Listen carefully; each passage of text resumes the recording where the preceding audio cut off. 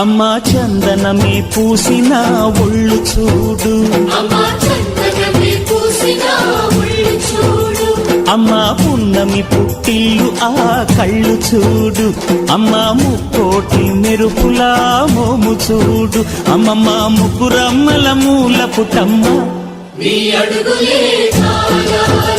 అమ్మా నిప్పుల్ని తొక్కిన నడక చూడు, అమ్మా దిక్కుల్ని దాటిన కీర్తి చూడు, 1000 సూర్యుళ్ళై మెరిసిన